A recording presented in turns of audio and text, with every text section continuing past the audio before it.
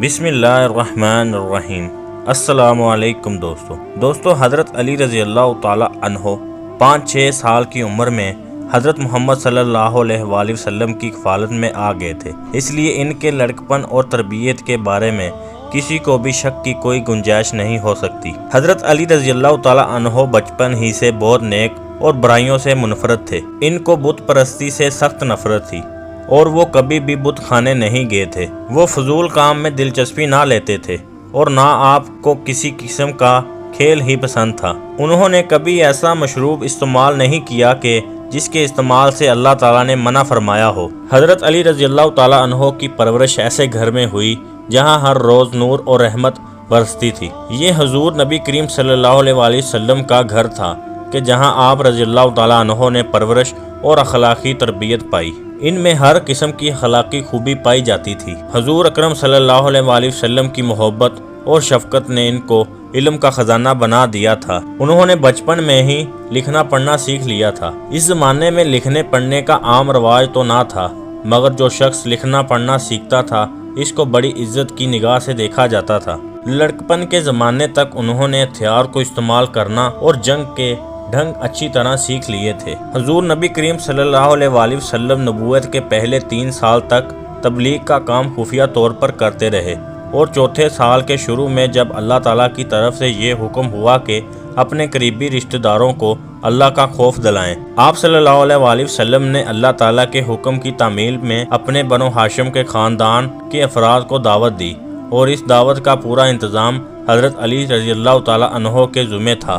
اس وقت ان کی عمر تقریباً 13-14 برس کی تھی، تو اس نو عمری میں ہی آپ رضی اللہ تعالیٰ عنہ نے بہت اچھا انتظام کیا، جبکہ یہ کام بڑی عمر کے آدمی کا تھا، یعنی لڑکپن سے ہی حضرت علی رضی اللہ تعالیٰ عنہ بڑے سمجھدار اور دانش مند تھے۔ یہ بڑی بھاری دعوت تھی۔ جب سب لوگ کھانے سے فارغ ہو چکے تو آپ صلی اللہ علیہ وآلہ وسلم نے کھڑے ہو کر پہلے حمد و ثنا کی اور بعد میں اسلام کی خوبیوں پر روشنی ڈالی۔ تو اس کے اختتام پر آپ صلی اللہ علیہ وآلہ وسلم نے فرمایا کہ آپ لوگوں میں سے کون میرا ساتھ دے گا؟ تمام لوگ خاموش بیٹھے رہے اور ایک دوسرے کی طرف دیکھتے رہے۔ صرف حضرت رضی اللہ تعالیٰ عنہ نے اٹھ کر کہا کہ اگرچہ میں کم عمر ہوں، میری ٹانگیں بھی کمزور ہیں اور آنکھیں بھی دکھتی ہیں، لیکن ان تمام خوبیوں کے باوجود میں آپ صلی اللہ علیہ وسلم کا ضرور ساتھ دوں گا۔ آپ صلی اللہ علیہ وآلہ وسلم نے فرمایا کہ تم بیٹھ جاؤ۔ آپ صلی اللہ علیہ وآلہ وسلم نے دوبارہ خاندان والوں کو اسلام کی دعوت دی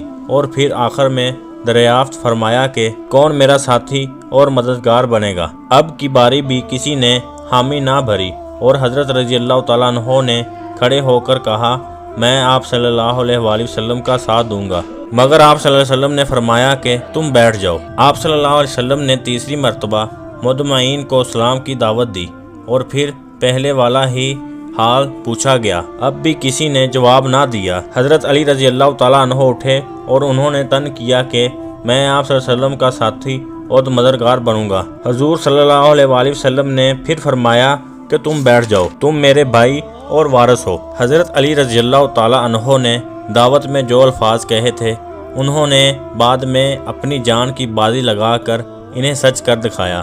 انہوں نے دکھ سکھ تنگی آسانی ہر حال میں رسول پاک صلی اللہ علیہ وسلم کا دلی طور پر خلوص سے ساتھ دیا۔ وہ اکثر آپ صلی اللہ علیہ وآلہ وسلم کی خدمت میں حاضر رہتے تھے۔ آپ صلی اللہ علیہ وآلہ وسلم جب لوگوں کو اسلام کی طرف بلانے کے لیے گھر سے باہر تشریف لے جاتے تو حضرت علی رضی اللہ تعالیٰ عنہ کو کبھی گھر کی دیکھ بھال کے لیے چھوڑ جاتے اور کبھی کبھار اپنے ساتھ بھی لے جاتے تھے۔